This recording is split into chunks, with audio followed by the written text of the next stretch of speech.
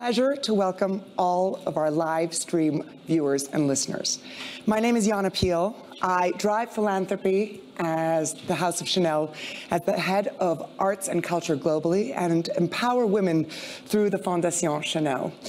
So it is the greatest honor to be here today with a woman who has made history by becoming, in fact, the youngest ever Prime Minister of Thailand just 6 months ago, and then being honored as one of Time's 100 most powerful women in the magazine. Now today we are here to talk about soft power. And I remember Joseph Nye teaching me that soft power, in the term that he coined, was about how attraction and persuasion could be much more powerful than coercion when it came to many aspects of global politics. And so I remember this, and I think that with these levers in mind, Thailand is truly winning hearts and minds and forging ahead. From food to film to tourism to wellness, Thailand is seeking to redefine itself for a new age. Soft power is at the core of an agenda to generate hard currency, and $116 billion is the target that the government has set. Now, on the ground, Bangkok is the most visited city in the world. Who has been to Thailand in this room? Incredibly impressive. Hopefully a similar response from our live stream guests. And on the world stage, the artists and architects are the most brilliant ambassadors. We know that our friend Kulapat Yantrasat is extending the Metropolitan Museum and also building the DIB Gallery in Bangkok. Everyone has heard of the deeply influential artist Rikrit Taravanija, who has been in museums from the Tate to MoMA for 20 years, cooking up pad thai as his art and really fusing art, life, and culture. We know, of course, about Apichatpang Virasatakul, the most celebrated filmmaker, and of course, who hasn't heard of Lisa B from Blackpink? So with that in mind, it is the greatest pleasure to have the opportunity to introduce here for the first time to this World Economic Forum audience, Prime Minister Shinawatra. It's a pleasure to have you, Prime Minister Paetongtarn Shinawatra, on this stage. Thank you so much. Thank you very much.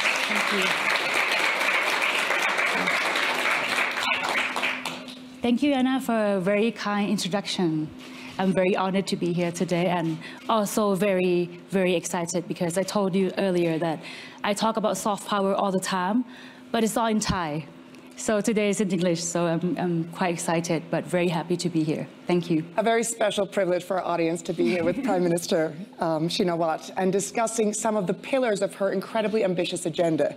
You have set out with your committee an ambition that has really celebrated the world over. Can you tell us about the platform for this soft power agenda you have set? Yes, so I noticed that I think all Thai people realize that we have a very rich culture.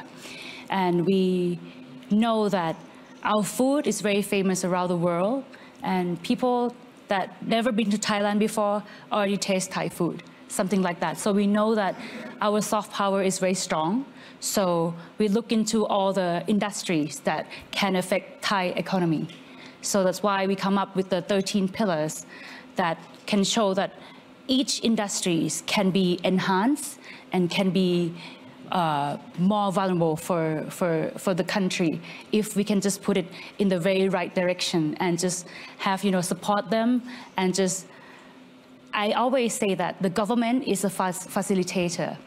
The people always do something first and we can facilitate them, we can support them, and they can go further than they can. Go themselves. So and we work together. Yeah, all the pillars here. A quick question about the clothing you are wearing, because we have talked about fashion being at the core of your industry, and there's something extraordinary here with the craft in your jacket. So before we turn to tourism. This is the fabric, the cotton fabric from Nong Bua Lampu is a province in Thailand. So the craftsmanship for this print is especially from that province. So I hope that the people in Thailand who see this fabric would be proud of themselves. So that's why I wear it here today, and I wear it very proudly. So yeah, and the color, everything I choose for myself because I think that I love the green and the black together. So Fantastic. how I match. We'll turn to tourism. Skills will come later, but I know that everybody has seen that incredible film, The Beach with Leonardo DiCaprio. But who knew that Bangkok was the most visited city in the world, beyond Istanbul, London, and Paris? Tell us what you are doing to drive this tourism and where the tourists are coming from. I actually think that, you know, how Thai people are, they're very easygoing, very polite, and I think they're very, very welcoming. But as the years go by, I think that we call ourselves the land of smile. But right now, the smile is just not enough. I think that when the tourists before the COVID time is quite like a lot, and then it's disappeared. I think it happens to every country. So now they all come back, and now we have all the tourists contribute like 20% of our GDP, and we know that we need to have more than just a land of smile, more than just a land of tourism like that. So we create a lot more, like create like soft power for the people who come to Thailand, willing to do more than just, you know, sightseeing, but they can appreciate all the soft power of Thailand as well, such as like Thai boxing, or you call Muay Thai. Yes, of Muay course. Thai is, How many gyms do you have in the country? Only in London is 6,000 Muay Thai gyms. Muay So Thai fitness gyms is in very London. important. Yes. Fascinating. But around the world, it's like 40,000 gyms around the world. So we try to make them have the certificate of the proof that this is guaranteed by Thai, you know, Thai Muay Thai, original Muay Thai, for them to just like teach people around the world about Muay Thai. So wellness is an important factor in the agenda as well. Can Yes. you tell us where the tourists are coming from and how wellness is driving tourists to different regions across the country? So the wellness, I think like our price is very competitive. So, and our service as well. So when people come to Thailand, they can find like a very reasonable price, like from 500 baht is around like around like 100, less than 50 pounds, $50 US dollars, something like that. You can have a massage, like full massage, or you can go somewhere and have like $1,000 for a full massage as well. So we have different sector and different price. So this is very competitive, and more than that, not just the relaxing, but we have like the medical treatment as well. When you have problem with your muscle pain, something like that, we have the special treatment that can cure you from all the pain. So I think this is one of the places that people around the world choose Thailand for the retirement, and also like all the wellness center. They provide many treatments that can help the customers feel relaxed, feel more strong, and feel more energetic. So, yeah. And so you have had many tourists from the Middle East. That has been a very big source of friendship and allyship in tourism. Increasingly in Europe, we hear about the numbers that are driving tourism as well. Can you tell us where the tourists are coming from and which part of the countries you're most excited about in terms of their tourist and agricultural development? Yeah, actually, like Thailand, we have like north of Thailand, like south of Thailand. So each nation just have their own favorite place. Okay, mostly they want to go to see the beautiful beach. So in Phuket, south of Thailand is very beautiful. But most of the tourists like to go to the north of Thailand as well, because end of the year is not too hot anymore. And of course, like Bangkok, it's a city of you can just go and have like a shopping time, nighttime party, or you know just a very like city life. So they choose a different part to come to Thailand. We have the tourists come from all over the world to Thailand. This is what we are very grateful for. So when they come to Thailand, they can make sure that they have all the activities to do, and they can enjoy each individually, like you know, differently. So in Thailand, we have in the different part of Thailand, we have different kind of food as well. So when people want to experience all the different kind of food, they go to different part of Thailand. So it's like, I think when people come, they don't just stop for one place. They go to many places. And here's the Thai food that they want to experience. It's almost lunch, and it's very, very, very tempting to be here. I believe that there's some of your favorite dish. Tom Yum Goong. We've talked about Thai fish cakes. Tom Yum Goong, yes. Tom Yum Goong, of course. Yes, this is mango and sticky rice. That's very famous as well, the sweets. We have with us also a guest who fed this World Economic Forum yesterday so graciously, and as the founder of a Kunsthal in Bangkok, I think the art world was very impressed. So I think the food of the world is also something which you've been really promoting as part of your agenda. Can you tell us more about Thai food and what it means to you as a lever for soft power on the world stage? So we mostly call the kitchen of the world, I think, because our cuisine is very famous for people around the world, and not just the taste of the food, but it's like the herbs in there and all the ingredients that we put in can help you with all the symptoms that you have. Like maybe you have like you feel not good in your stomach, some of the herbs can cure that as well. So all the ingredients can help you with the health, and for the diet, it's very good for your health too.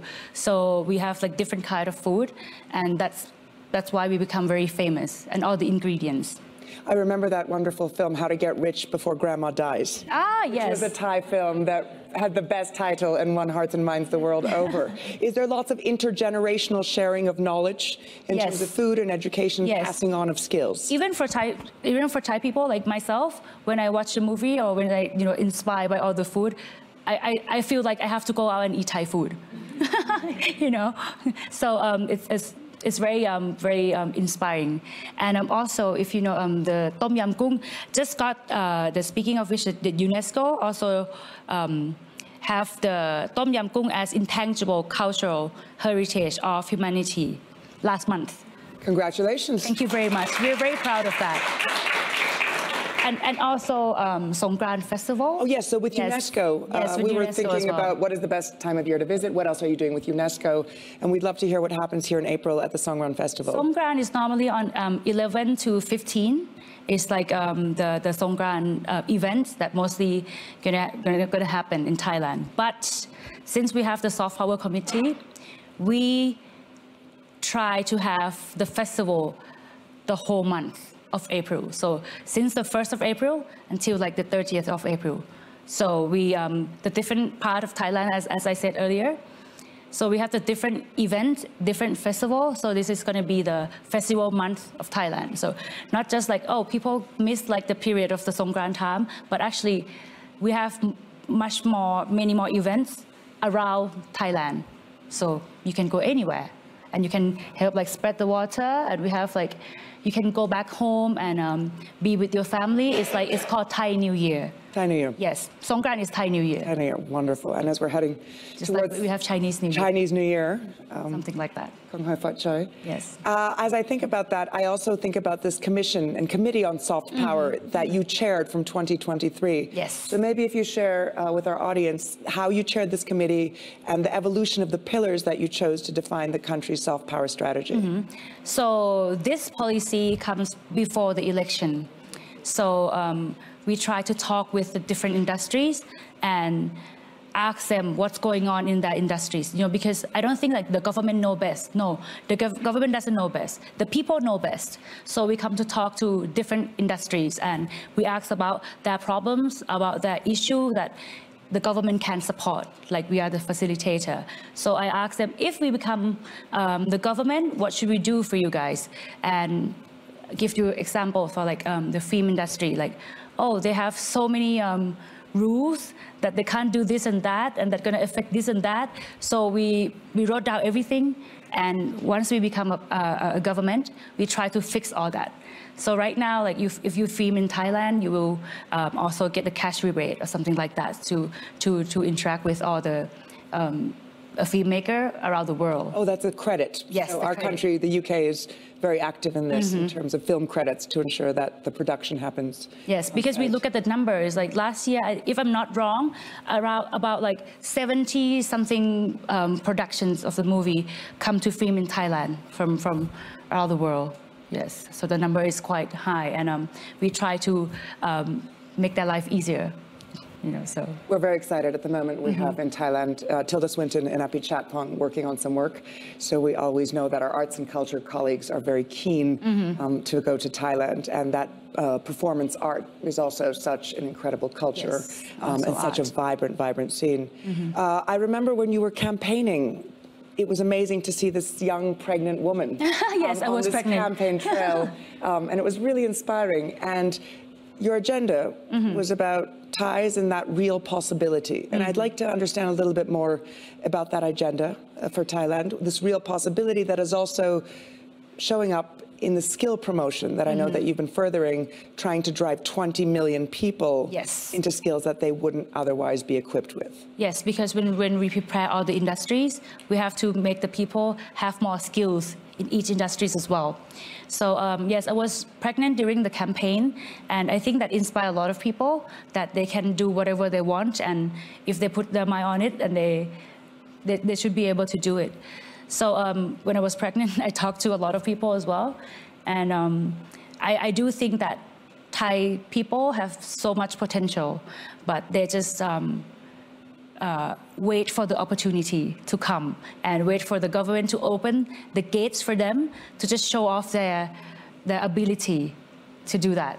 So I try to make people, so we have like the trend, we call it OFOS. So one family, one soft power. One family, one soft power. Yes, it's called OFOS. Yes. Yes, so we find like just one person from each family, let them choose in 13 from the 13 pillars what they're good at, and they come together and then they register online and try to make it like if they're good at food, you don't have to be like advanced in food. You can be just beginner. And we practice you, and we have a very professional group of people that can train them.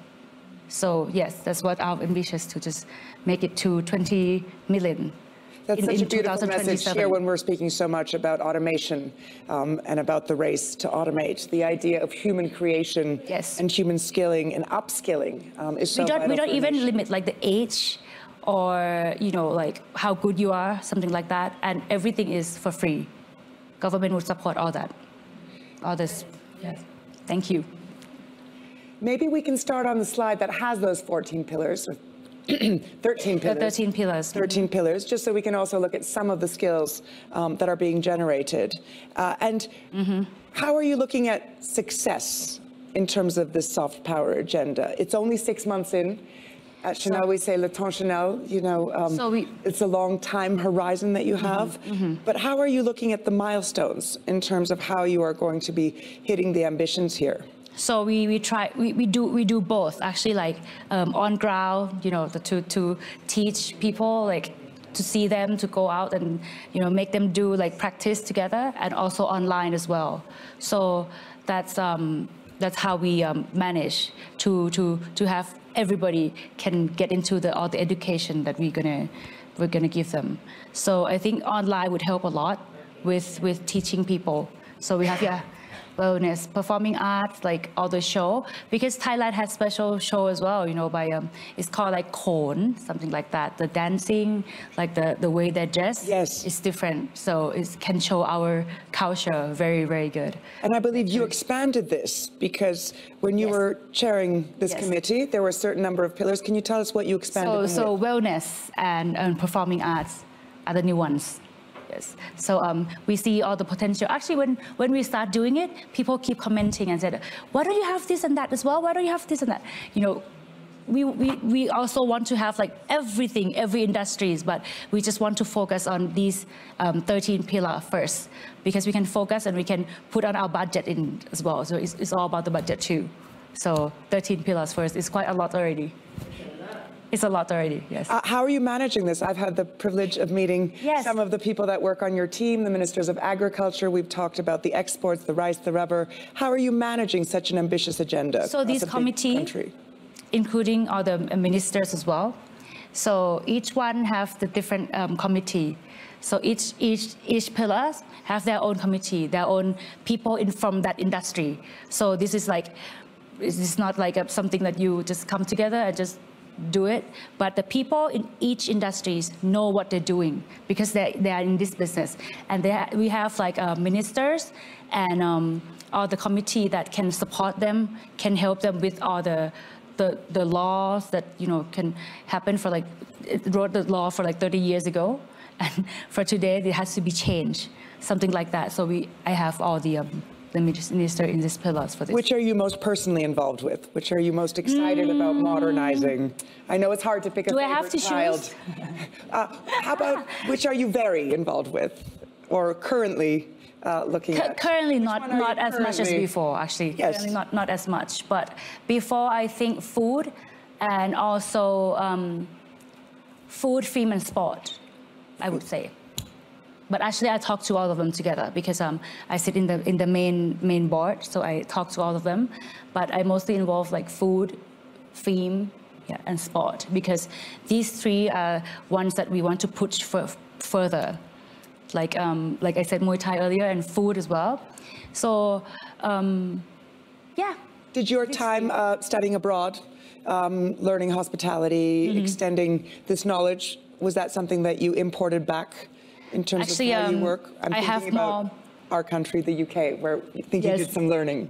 I have more ideas of like hotels, like tourists or something like that. So when you talk about like tourism of Thailand or like hotels, in politics day like I have today, it would be easier for me to think of, all the hotels and tourists. And if we come and visit you in your beautiful country and raise these statistics even higher, how will tourism evolve as you see it in the next couple of years? What changes do you see on the horizon? I think that people would come to Thailand more because of the visa exemption as well. That right now, I think around like almost 100 countries that can come to Thailand with no visa.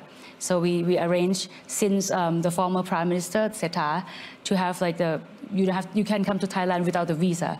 So it's very it's opened the big door for all the tourists. And also when you come to Thailand, the experience is going to be different.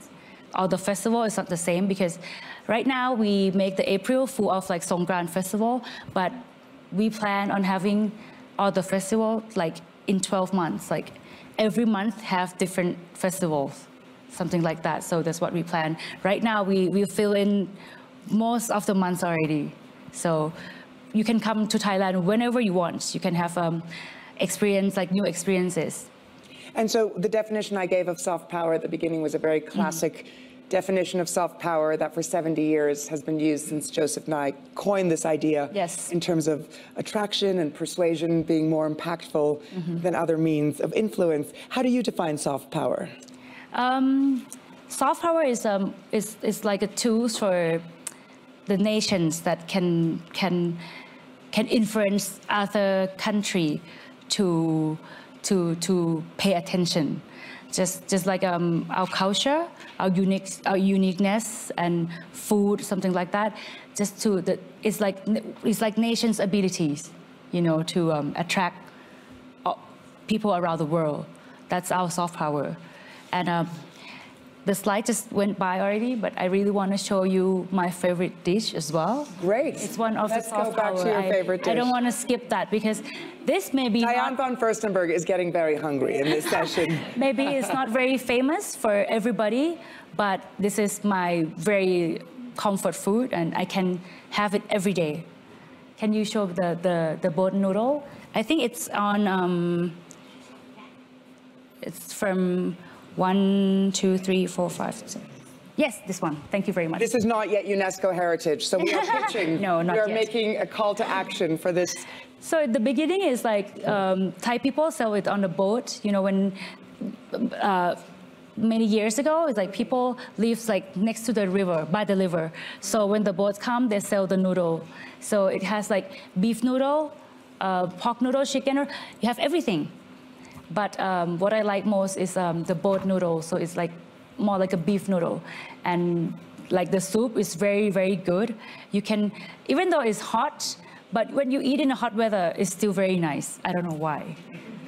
Everyone yesterday was talking about the mango sticky rice. There was a very big feast here at the World Economic Forum.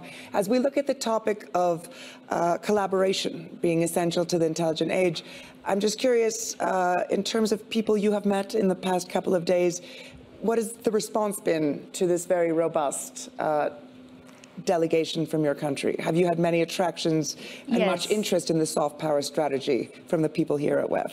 I think that when I talk to many big companies around the world, they've all been to Thailand. That's something that I'm very, very proud of.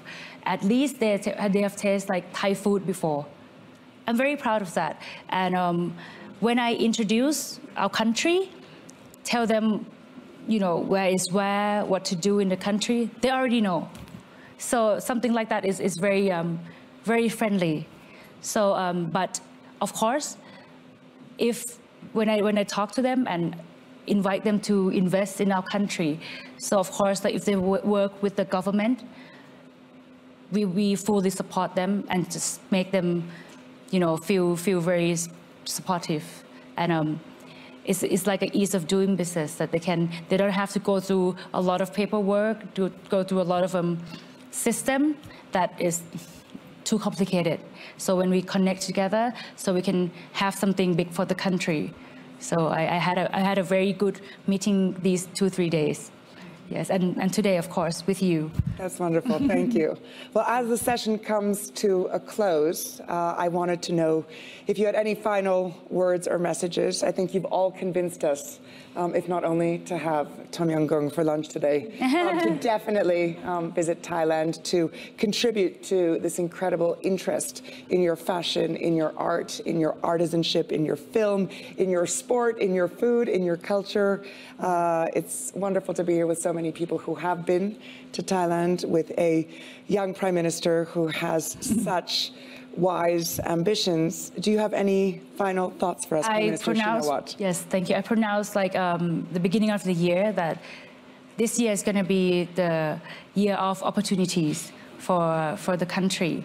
And of course, I'm here today.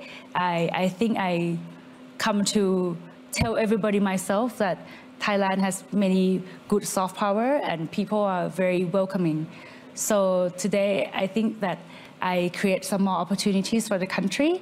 So of course, this is going to be a good year for us.